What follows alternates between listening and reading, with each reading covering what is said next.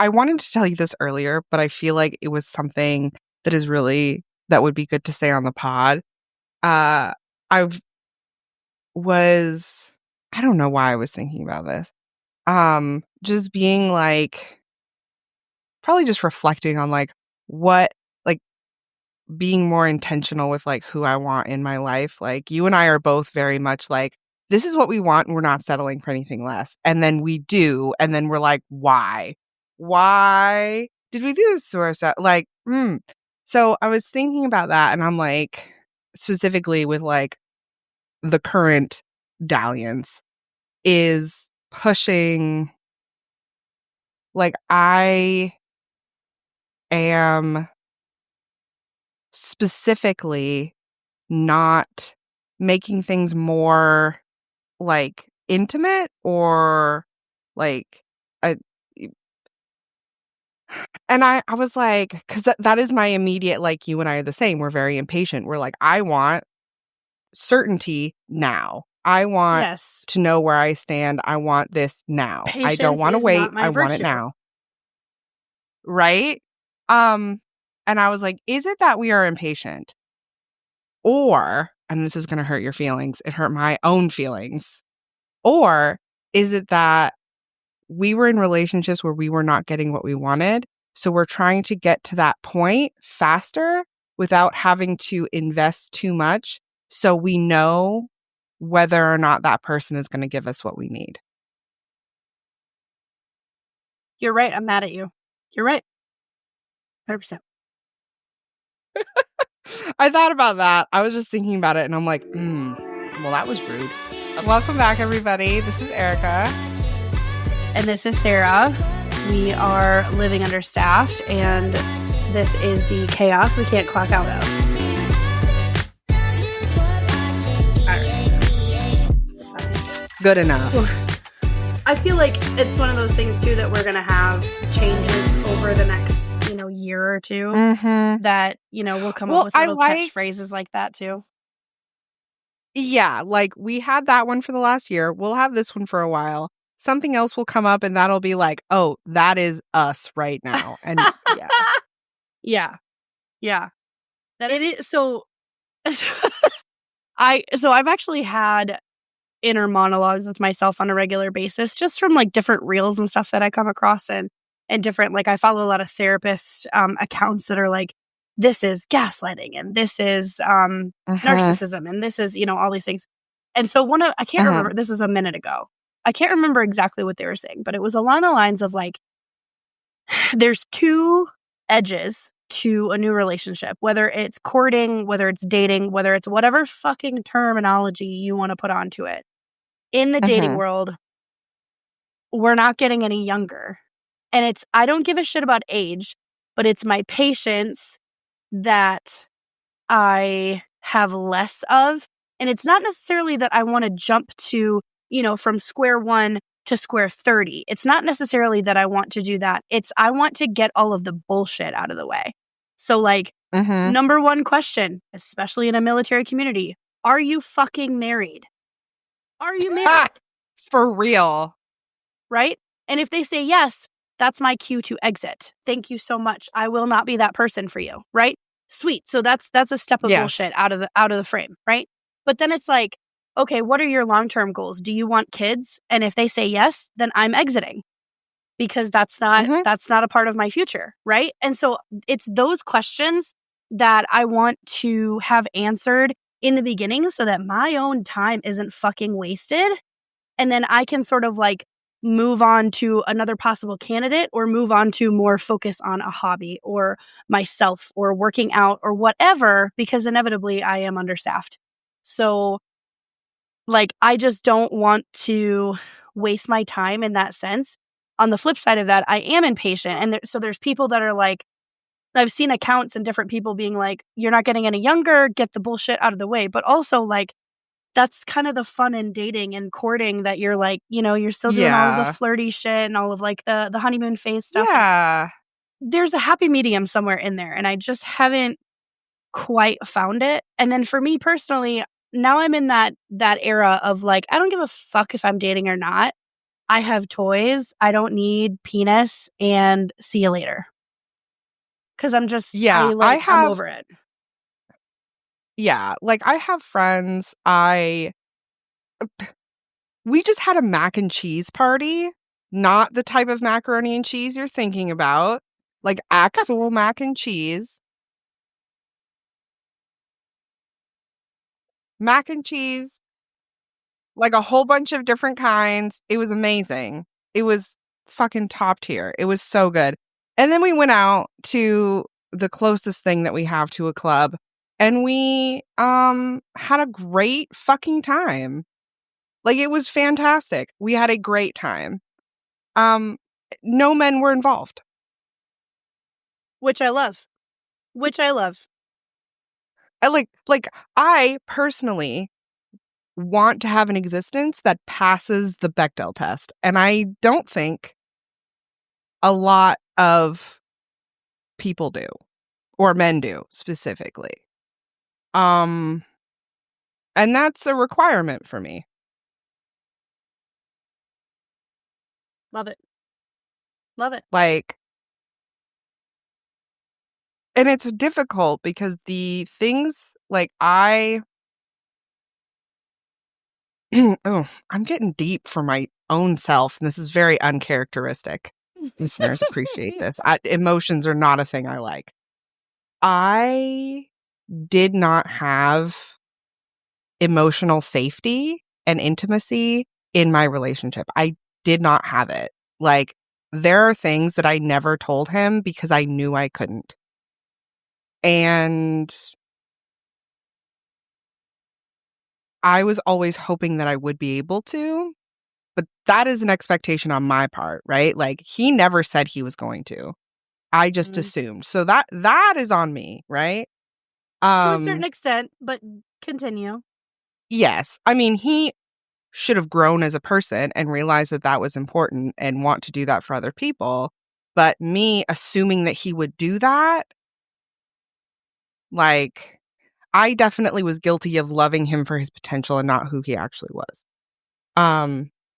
Like, parts of him, obviously, we were together for 12 years. He wasn't a total piece of shit that whole time. Like, there are lots of things about him that I love, and great times that we had, right? But, like, that was one of the things that I didn't realize I was literally starving for.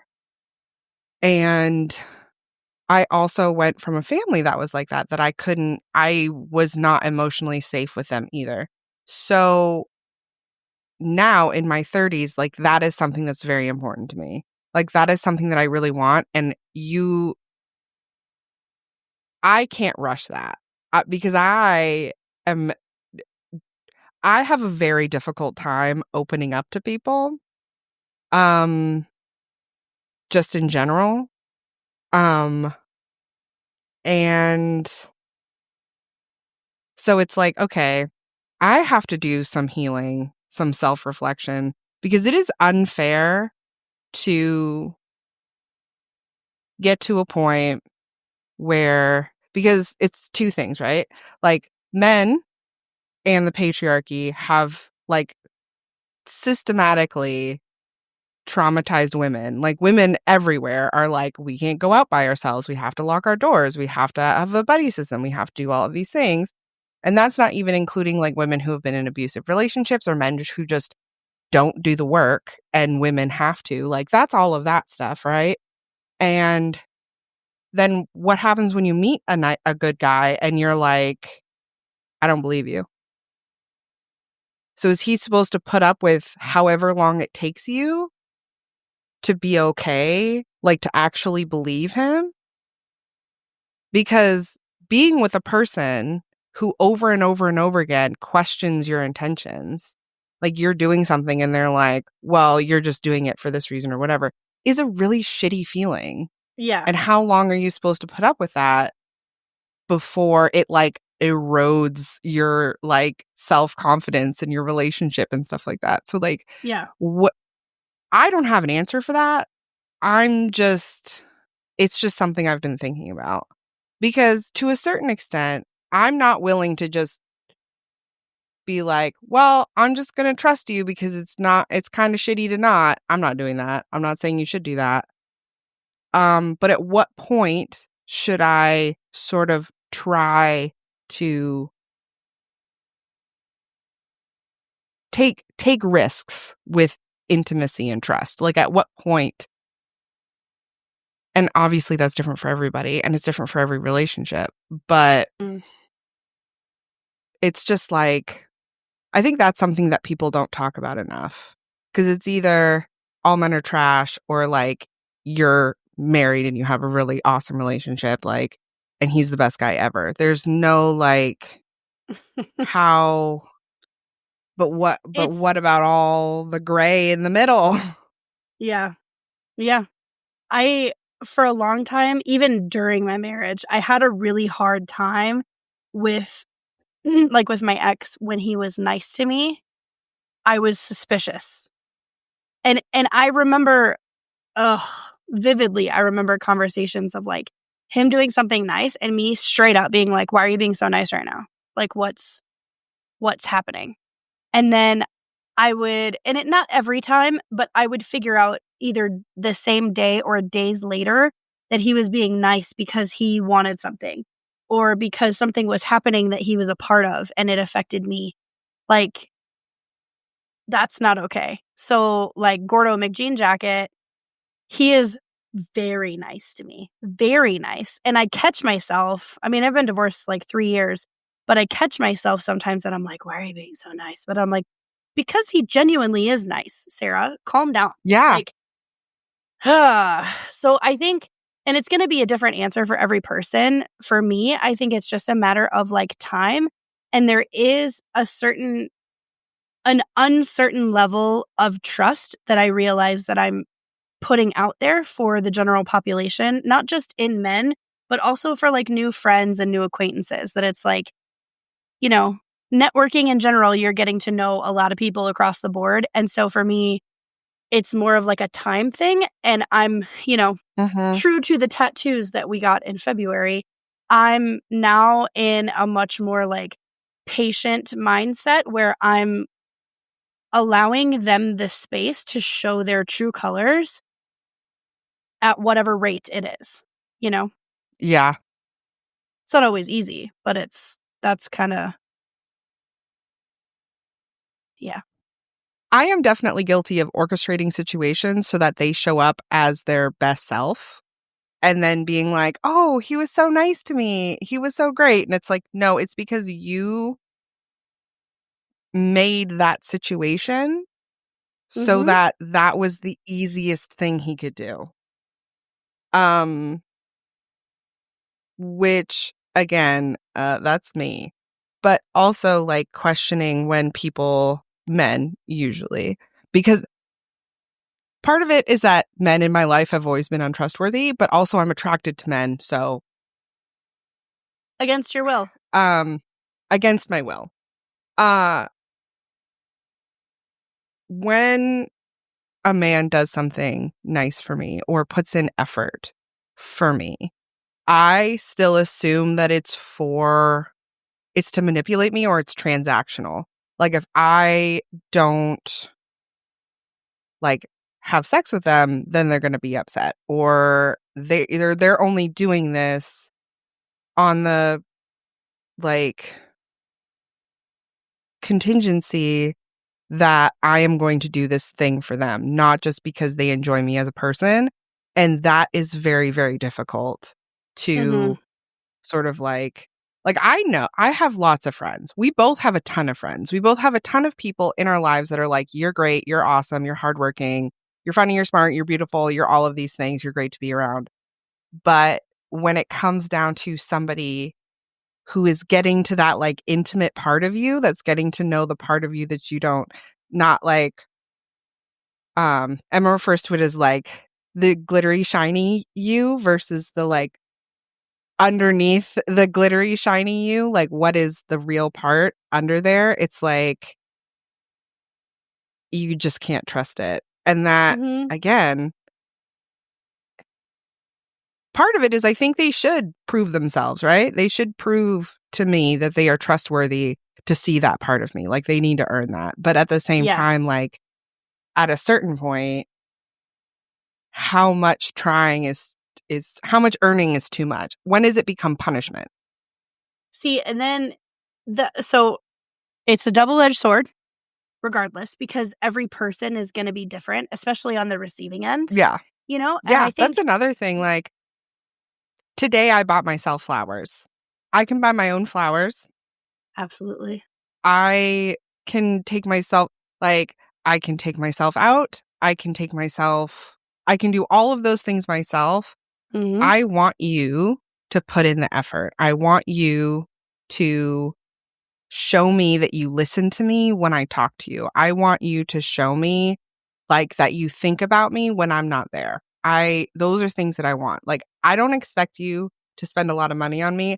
The only thing that I do expect, like, that is at this point in my life non-negotiable, is you have to buy me flowers. Because I spent the last 2 serious relationships I was in, neither one of them bought me flowers. And they had so many fucking excuses for why they didn't want to. And now I'm like, if that's something that you are so unwilling to do, and you won't compromise on it, on something that small, that is so important to me. And, like, I'm not asking for it all the time, like, once every 2 months, and I would be that's fucking acceptable. stoked. That's acceptable. Like, yeah. So for me, it's one of those things where I'm like, that is a non-negotiable. If I'm going to be in a relationship with you, you have to be like, yeah, of course. Like, that's something that's important to you. I will buy you flowers. Other than that, I don't need you to spend money on me. I really don't. Like, and if you can't afford flowers, I'm out of your price range. Sorry. Not sorry. Mm-hmm. And that's something that sucks because, like, it doesn't suck. But for me, I was always like, in previous relationships, I was always like, well, it's not a big deal, so I'm just going to let it go. But it's for me. So if it isn't a big deal, they should fucking let it go. Yes. You know, like, it's one of those things that you have to recognize your worth too. So, which is difficult for me just in general. Like, what do you mean I have to what? Who are you? Like, this is unacceptable. Yeah. I will do what I want. Thank you so much. And one thing that I think a lot of women are guilty of more so than men is that we make up that excuse that it's like, oh, well, I can live without that. I'm guilty of this. So are you. But like, oh, well, I can live without that. Like, it's not a big deal. But then it's like, then I get upset later on down the road that I'm like, I fucking knew what I wanted and I liked and I looked past that because of X, Y, and Z. You know, like. Yeah, I was thinking about that as well. Because I don't necessarily I do have a physical type. I do. And it's trailer park hot, but you know what I mean.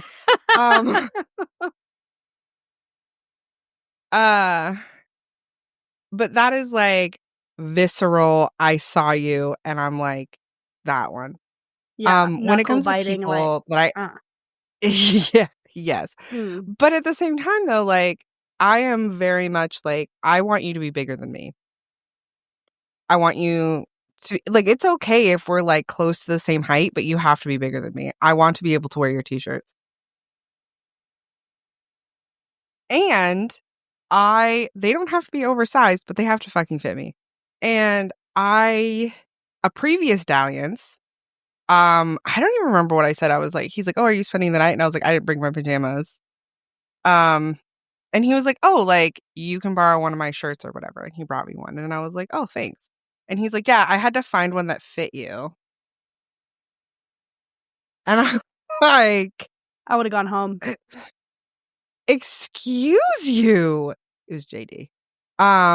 It was like one of the last times I saw him. And I was like, Good. Ew. Fuck and you.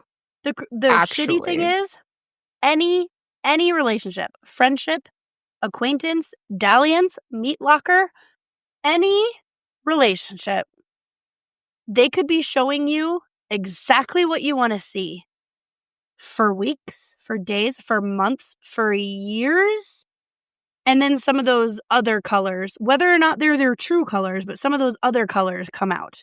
And you're just like, okay. Like, you have no control. Yeah. And the one thing that I'm really trying to stick to my bones on is the only control that we have in our lives is how we react to situations. Mm-hmm. That's the only control that we have, right? How we think and how we react.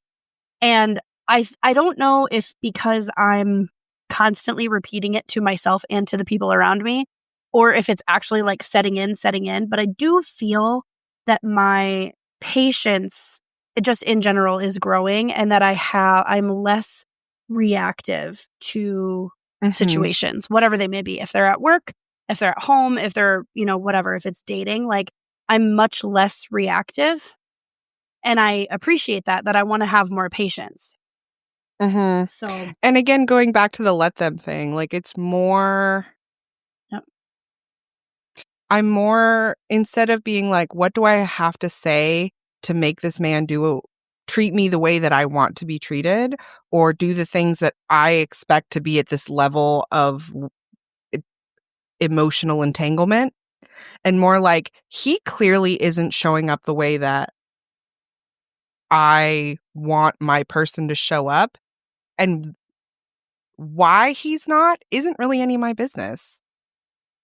The effect is that he's not, so I can either put up with something that is not enough for me, which isn't fair to either of us, or I can move on, instead of being like, correct, he needs to do all of these things. How do I get him to be the person that I want? But going back to the t-shirt thing, current dalliance, SSIT, we were talking about that same thing.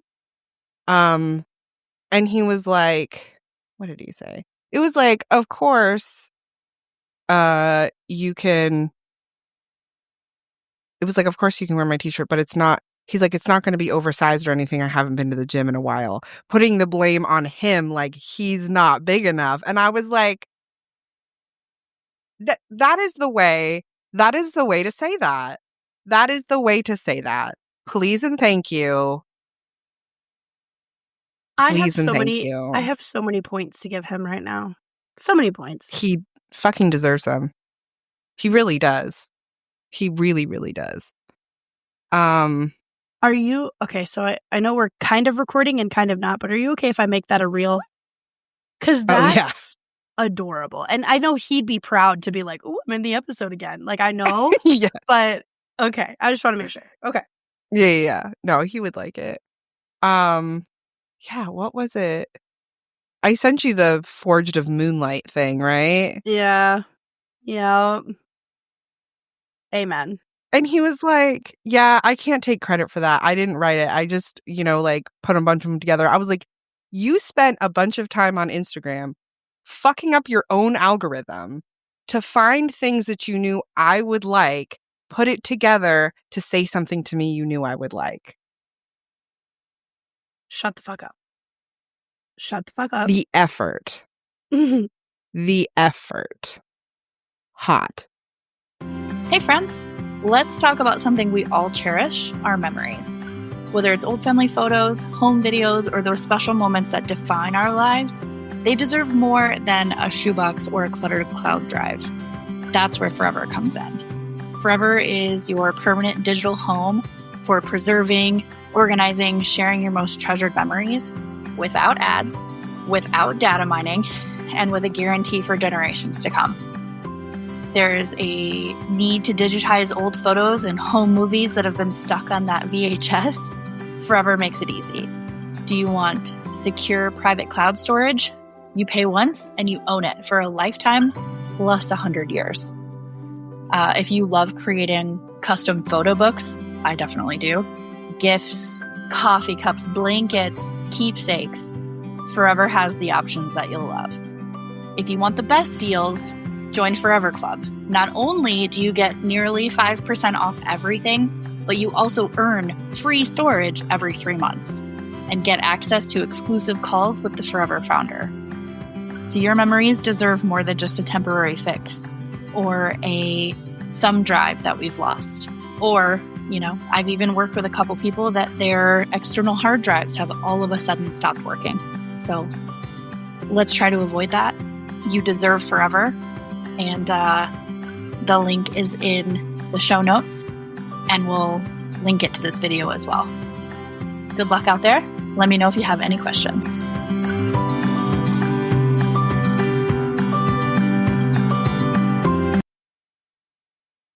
Also, very hot. Feel free to make this a reel. We send each other like so many reels and like in a row. Like he responds to every single thing I send him, and I could send him like 15 reels and he would still respond to every single one, not be like, holy shit. Delicious. I Gordo sent him this meme that was like hot. It's the little thing, guys. The little things. It's not difficult. Really not that hard. Anyway. Yes. It's literally not that hard. I was like, it was like one of those memes where it's like a serene thing, and it was like, send this to the person you'd let hit it raw in the mountains. Send it to him, obviously. And he said, let's go to the mountains to be ethereal creatures blessed by the moon. Okay. SSIT. Down.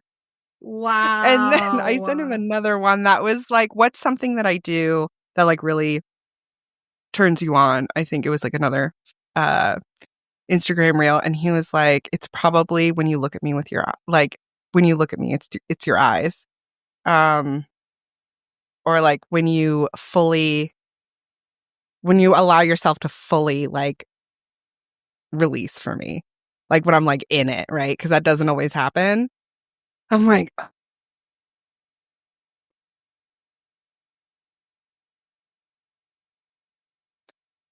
also earlier I sent him a reel about hunting for salamanders, and he was like, I would build an army of salamanders for you. And I was like, this is the kind of energy that was the best way to we respond need. to that. This is the kind of energy. Yes. Like, the fact that men are like, oh, women's standards are too fucking high. Eat a dick, actually. It's not no, that, like, they're not. It's bananas to me that, like, I can be the best boyfriend to you and to myself at the same time while meeting all of our expectations. And then these men out here are like, you expect me to text you throughout my day? Not like, fuck off, actually. Like, you don't have to be fucking on your phone constantly, but it's not that fucking hard. Oh, I just, ugh. Yeah, I was thinking about this, like, who, like, if you, like, got a flat tire or, like, you really need somebody, like, who would you call? Like, if you could only call the men in your life, who would you call?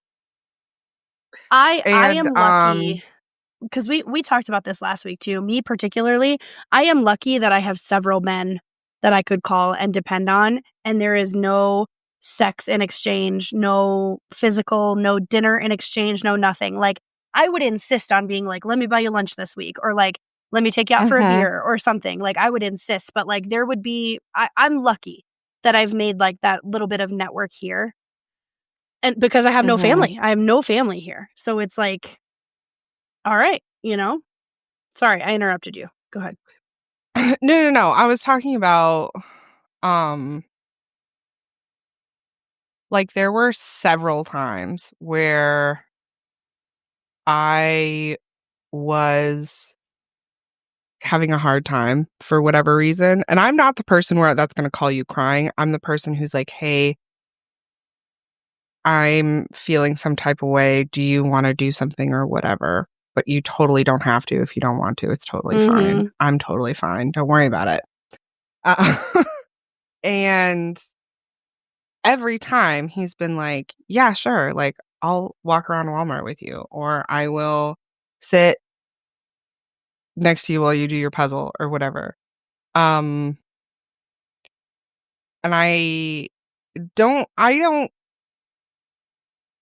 I'm sure I'll find out when he listens to this and he responds to it, but probably. I don't think it's as big deal to him as it is to me, because there have been so many times where he's like, it's not that hard not to be a piece of shit. Like, women are people. I'm like, I wish wild. men thought that way. I wish, like, same. Or like, when like, there have been times where we've talked about stuff on the pod, and he's texted me and been like, genuinely is confused, and I'm like, that is how everyone should respond. That is how all men should be. Like, why would you do that? Yeah. Or the men who put women down for being high maintenance, which is different from high standards, right? And in my head, like, I'm like, if they're high maintenance for you, then let them go. Move on with your life and find somebody else that runs more your speed. Because for me, like, I wouldn't necessarily say that I'm high maintenance, but there are certain things that, like, I need time to get ready in the morning. I'd like coffee in the morning. There are things and routines that I have that, like, could I change them? Sure. But, like, my life works just fine the way that it is, And again, I wouldn't necessarily say high maintenance, but there are some things that, like, I'm not going to let go of. Now, for anyone who, like, men or woman that is dating, that's out there, and they're like, oh, well, this person, they're just not aligning with the things that I want, then give yourself that grace and let them go and try again. And while I am not even great at taking my own advice, I'd like to get to that point where I'm like, okay, well, see ya, and just cut ties and move on, because it's only going to hurt or waste more of your time in the long run if you try to make something like that work. Yeah. Also, and, like, I've said it before, like, if you can't do these things, I'm out of your price range. I mean that financially, but I also mean that with effort and time. Like, if you're not in a place where you can give those things to me, at the end of the day, it doesn't matter why you can't do it. Yeah. And it doesn't make them a horrible person. It doesn't make them awful. It doesn't make them horrible to date. It's not anything like that. It's just that we're not on the same level.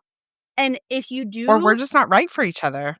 Or we're not right for each other. And it's one of, like, if you're seriously interested in me, come back in 6 months.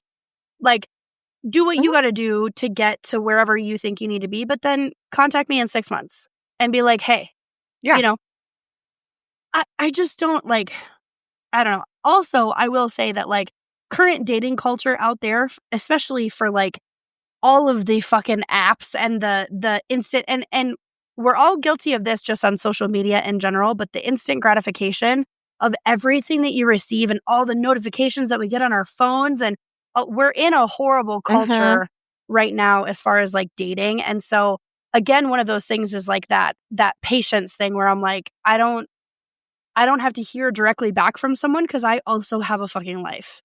Like, I have podcast shit to do. I have things to get ready for the show. I have stickers I've got to order and retractable banners to design. Like, I've got shit to do. So it's like, it's one of those, like, things that patience for me has been kind of an eye opener, in a sense of, like, not just dating and relationships, but also, like, my work ethic and things that I have going on at home and my family and things like that. So this episode is taking a turn from what we were originally going to record. Just I know. It's fine. We'll talk about it next time. I know I'm guilty of putting in more effort. Like, if I, like, the whole, like, we can't expect ourselves from other people. And I have to be mindful of, like, if I'm not taking care of the way that I'm taking care of this person, am I going to be resentful? Because if that's true, then I am in a transactional relationship, right? Like, and I am very much a person, we're both like this. Like, if you're doing something for me that if I don't reciprocate it, you're going to be resentful, don't fucking do it. Yes. Yeah. And we just talked about that. If it's, like, one of those things that you're being nice, or you're doing something, or you're buying something because at the end of the day you're going to receive something for that action or that purchase, I don't want to be a part of that shit. I don't want to be a part of it. Now, granted, there are such things as love languages and shit like that. So maybe someone whose love language is gift giving, but then in receiving of gifts, they also find joy. Like that's a different fucking topic. But it just, like the transactional thing it really resonates with me because with my ex, I was always so suspicious of it. And then I catch myself being suspicious, even of the start first class at work, that he does something nice for me. And I'm like, why? I was going to do that myself. And then I have to take a step back and be like, he had time. He did it. Calm your tits. It's not a big deal. Ugh. Yeah. So my struggle is always like, if, like with my ex, it was like, sex with us was always sort of a point of contention because he wanted it more than I did, which isn't necessarily a problem or a bad thing in our relationship, but and it definitely wasn't a problem the whole time. But as I got older, for sure, I was like, I need other things. Like, you can't just like start kissing me and expect me to be in the mood. Like, foreplay starts in the morning. And I would sort of like I would try. And part of it is that I also didn't have the language to be able to articulate it properly. But at the same time, I would be like, these are things that I need to like feel loved and cherished. And if I don't get these things on a regular basis, I'm not going to want to have sex with you. And he was like, okay, got it. Like, okay. And then he would do it like once and be like, why don't you want to have sex with me? And I'm like, you have to make me trust you to do those things. That's an ongoing effort type of thing. Yeah, slightly similar in my relationship, that it was like we had gotten like 2 or 3 years before we got divorced. We had gotten to the point that we were just like roommates, you know, and it's like you can't expect to just pick up and start having sex with someone when for the last 3 weeks I've seen you for a total of like 12 minutes total. And a couple of text messages here and there to just check in. Like, that's not the same as being able to show your person that they are cared for and are they okay? Are they looked after? Do you need anything? And it's not that I necessarily needed anything or that I needed to be looked after, but it's the thought that counts, you know? Yeah, it really is. Like, again, I've been spending a lot of time on Instagram lately. But I saw this video because I had a hard time explaining this to my ex-husband because he would ask me all the time, like, you tell me you don't want to make decisions and then you get mad if I make decisions without you. Like, I don't understand what you're asking me. And I didn't really do a good job of explaining what I wanted. I have to take care of things and coordinate things all the time. And in my household, I did all that all day at work. And then I got home and I made the vet appointments. I made doctor's appointments. I made dinner. I went grocery shopping. I paid the bills. I did all of that stuff. And then if we wanted to do anything, like, I had to decide where we went and what day we went and like all of that stuff. And that took the fun out of it for me. That took the experience. It took away from the experience for me. And this person on Instagram, this guy on Instagram was explaining, like, if it has to do with like her safety or like financial decisions, you have to tell her. Yep. Like, are you, like, if you're buying a house or a car or you're installing a new security system or whatever, like stuff like that, you have to, like, major life decisions, not even major life decisions, like, consult her. Like, if it, yeah. But if it doesn't, just fucking make a decision. Yeah. Where to go for dinner? Just pick somewhere. Like, see, and the argument is, because it happened all the time. They pick somewhere, and then in your head, instinctually, you have a look on your face, or you say something out loud that you're like, oh, but I really wanted to go to this place. But for me, one of the lessons in that is that I was like, at least I need to be grateful in a sense of at least he made the decision and I need to just roll with it. And then I can suggest, hey, next time, can we maybe go to this place? But it's always that double-edged sword. But I will say, and we've talked about it how many times on the pod, communication is a skill that evolves over time. You don't just learn communication and then you just stop after a certain point and that's it. And you've learned all that you can learn. No, there's always ways and there's always things that you can do to improve.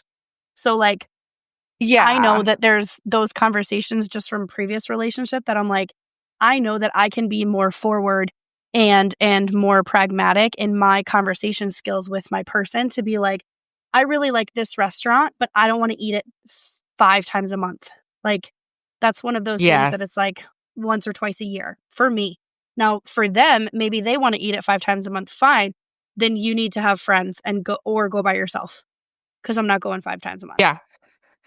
Yeah. And for me, with my ex, that was like something that affected me way more than almost anything else, I think.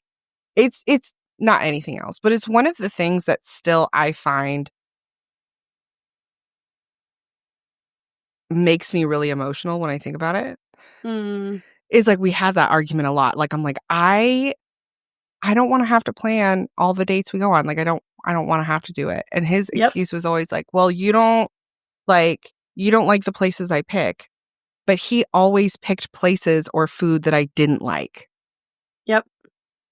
And he knew I didn't like them. And he picked them anyway and then would get upset because he's like, oh, well, you just ruined our date. And it's like, no. You either were doing it on purpose because you wanted to justify not having to do it, like weaponized incompetence, or legitimately you didn't care what I wanted. Because we are both yappers. I don't expect you to know everything that I like after a week, but after a decade, you should know what kind of food I like. Yeah. And I feel like, if I have a food allergy, that week 1. But like after 6 years and you're still not picking up the fact that I don't like Brussels sprouts, what is going on? Like what kind of communication style do we have with each other? Because 6 years, 12 years, even 1 year, you're eating dinner together the majority of the time. And you don't, no, it's just one of those things that I'm like, the very, very similar to what you're saying where it's weaponized incompetence, but the audacity of not giving a shit about your person. And like, forgive me, this is crude, but if I'm in a relationship, I suck your dick.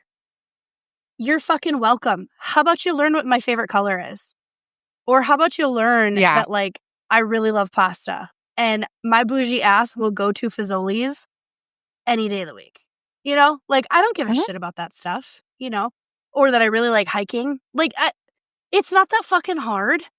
And if someone who is a planner, very similar to you, someone who is a planner is doing the majority of the planning and the majority of like bill paying or whatever, then you can come up with something every now and then and try. It doesn't have to be equal work, but you can try a little bit. It's not that fucking hard. So I'm but I'm high maintenance. Yeah. So, I'm not everyone's cup of tea. I mean, and again, like I was also talking about this with my therapist, and I'm sure you can relate to this too. Like the trauma and the thing, just like the way I was used to being loved by my family, specifically my mother, because she raised me. And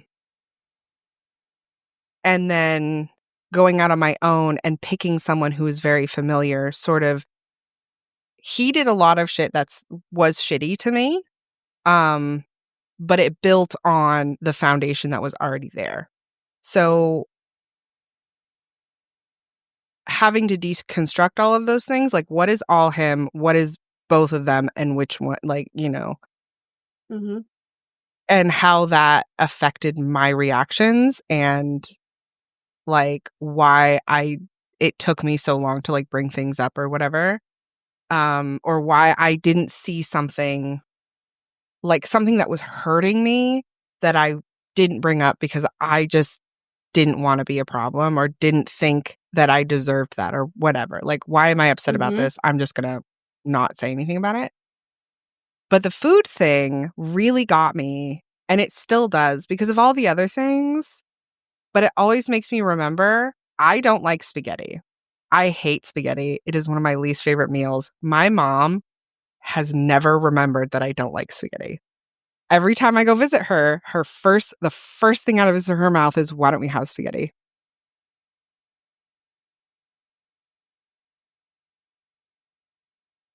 And then when Nolan was doing the same thing, it was just like, it's like one of those like raw things that like, just like a small thing that just never really healed right.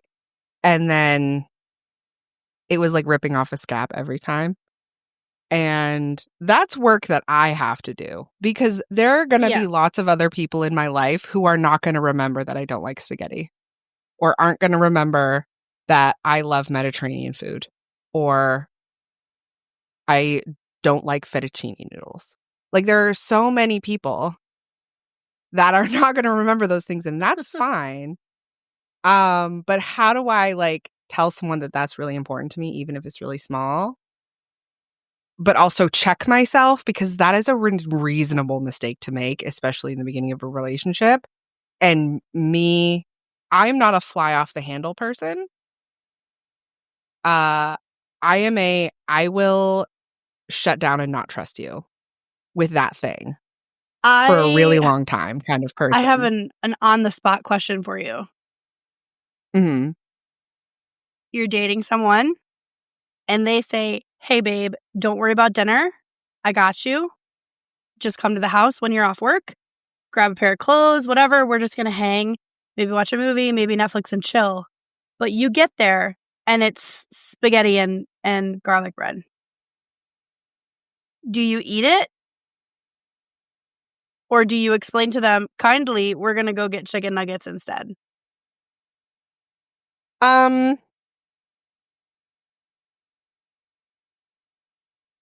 I would explain to them kindly that I don't like spaghetti. Because I have been in a lot of situations where I have eaten it to be nice, and then they think that I like it, and I have to explain later that I don't like it. Even so, still telling them. Because I think, for me, that if that were the situation, right, they put in the effort to cook, whether they're a good cook or not, they put in the effort to, and this is a me thing, but like they put in the effort to cook, I feel like I would still eat it, but I would be like, hey, and try to make it like a joke after the fact, because it could be that they would be like, oh my God, I'm so sorry. You didn't like this. Holy shit, it doesn't exist. Let me make something else. It could be that. But I think my guilt would just kick in to be like, whatever. I would feel really bad. I'm not saying I wouldn't feel awful. Oh, no. But I'm also a really picky eater, but in very weird ways. Like, pasta is very hit or miss for me because I'm very particular about the shapes of pasta I will eat.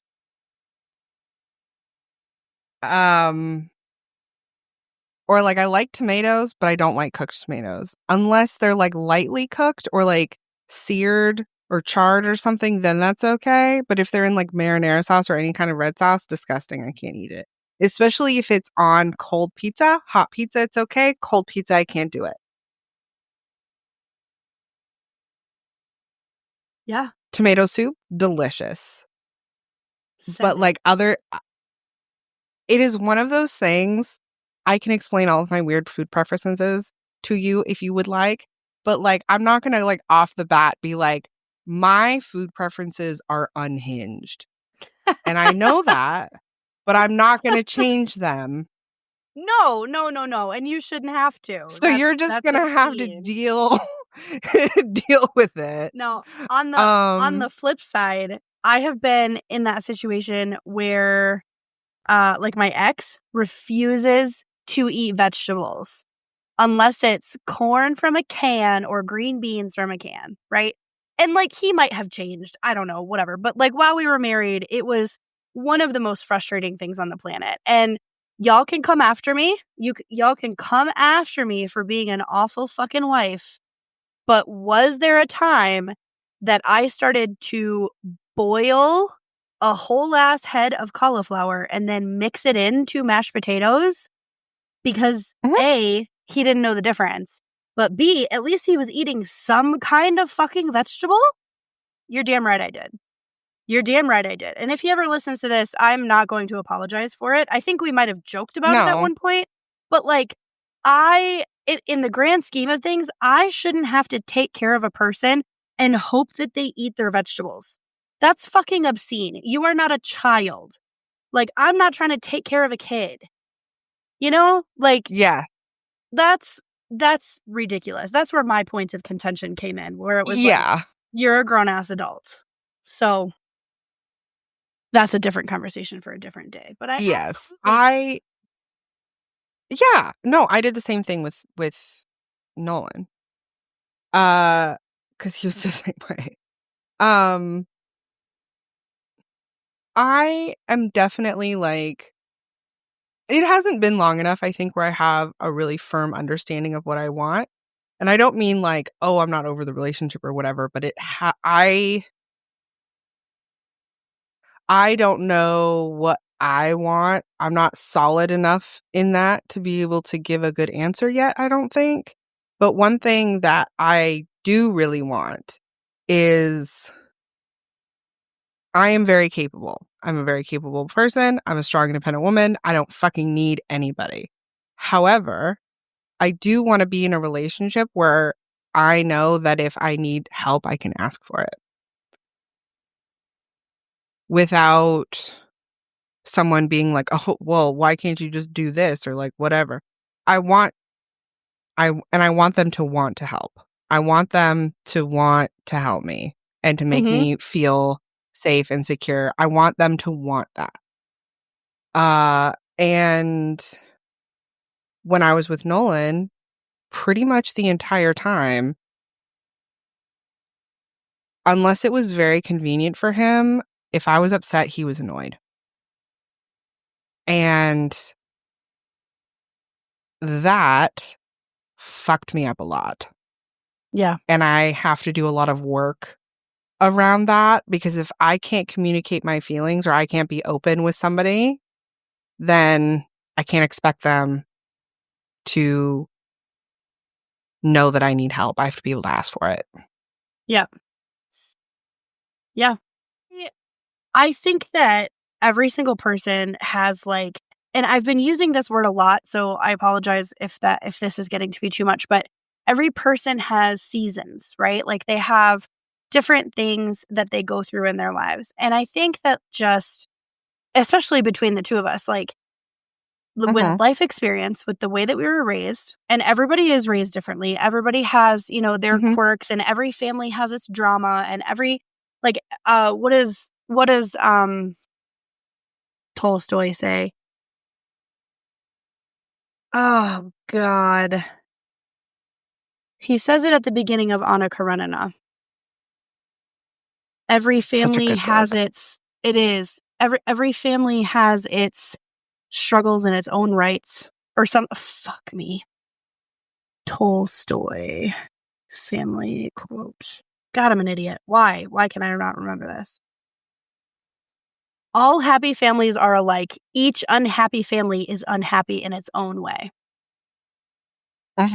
So I totally agree with that, especially like, we've talked a little bit about it, but like the dynamic in my family between like our mom and her kids, and then the dynamic between like the people on the outside who were surrounded by her all the time in the community, that she's such an angel and she was a saint. And we're all like, on what plane do you live in? Like, what are you talking about? But it's would have loved to have known her. Oh my God. So it just, there's different dynamics and different seasons for people that, the relationship that you have with your parents, the relationship that you have with your siblings, maybe that fluctuates over time. Maybe it's the same.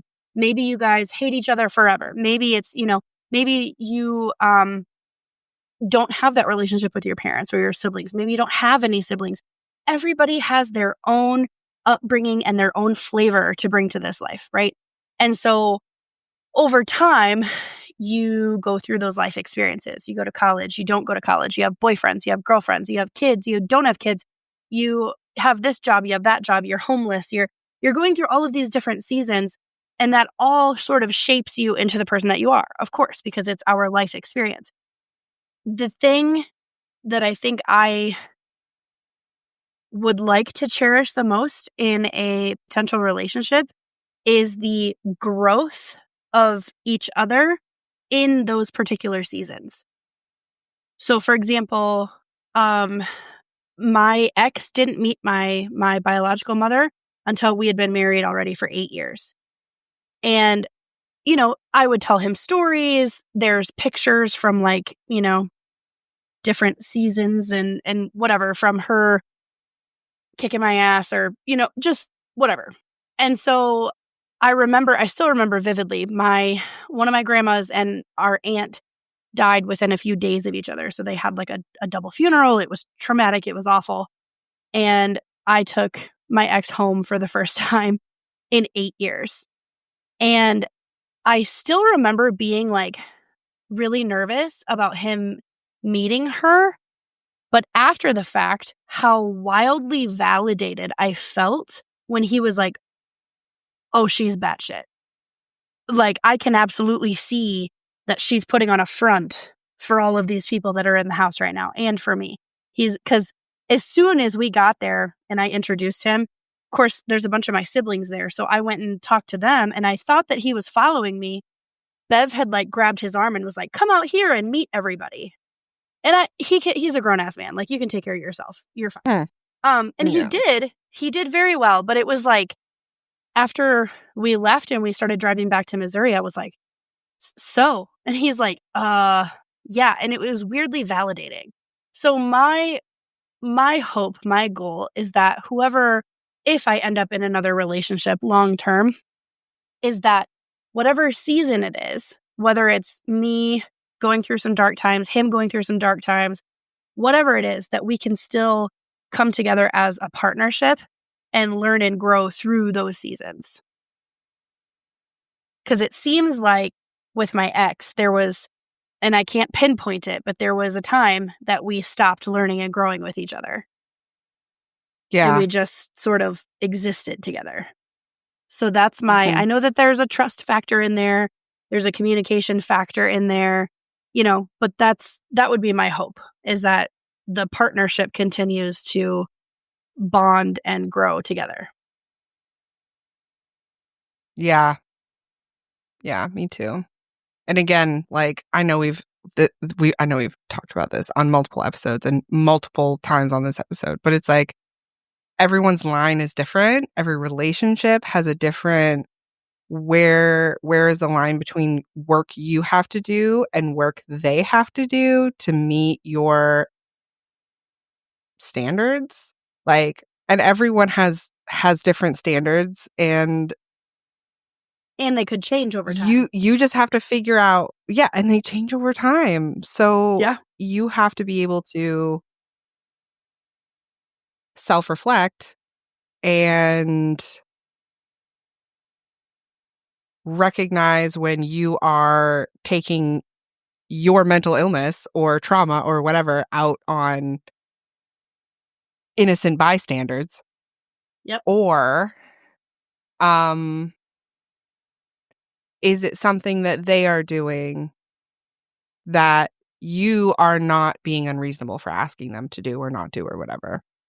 And I think that's where I get stuck, because I don't really have a good frame of reference for that. Yeah. And I feel like we've mentioned it before too, that it's when you show up for your person, whether it's relationship or friendship, the goal is to show up 50-50. That's the standard baseline goal, is to show up 50-50. But with the understanding that there's going to be days that I'm only going to be able to give 30%. For our friendship, for example, There's going to be days that I'm only going to be able to give 30%, whether it's because of mental health, whether it's because work is crazy busy, or because I feel really behind with podcast stuff, or I'm just not okay, or I'm sick. Then the expectation is that you're to show up with that extra 20% because our friendship means a lot. Our friendship is there for a reason. We lean on each other for those reasons, and so relationships are the same, where it's like, if I come home and my person is there and I'm exhausted, I don't feel well, I have a headache, whatever, I'm only able to give 30% of the 50% that I was showing up with. Then they have to cook dinner. They have to adjust whatever their plan was to like help me out or whatever. And same thing, I would absolutely reciprocate that. That's what you do, But I am very guilty of, I want someone to show up with the same amount of effort that I'm showing up with. And it's not always possible because I have energy for days all the time. Same. And so it's like, if you're looking at a percentage ratio of someone in a relationship, I'm constantly showing up with at least 60%, at least, So if they're down 10%, I got you, boo, automatically, because I'm coming with a lot of energy to this. But where it comes in is, if I'm only coming in with 30%, and let's say that their norm is 50%, and they can only cover that extra 10%, I also have to be okay with that because they are putting in the extra effort, but it's not as much as I would put in. And I have to do my best to recognize that. And it's not something I'm good at. Yeah, it's hard. And also, again, I was like, I want someone that can step in and take care of things if I need them to.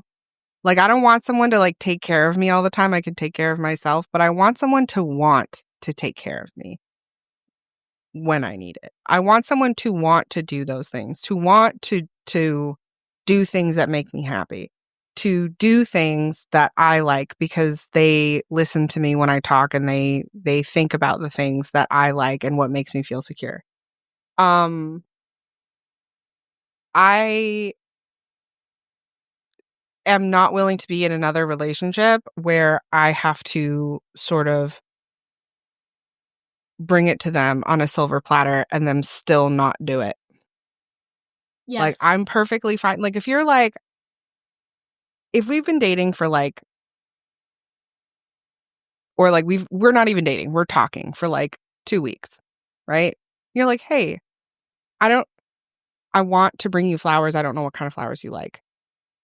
I'm not going to be a dick. I'm going to be like, these are my favorite flowers. I love peonies. Pink or white, doesn't matter. But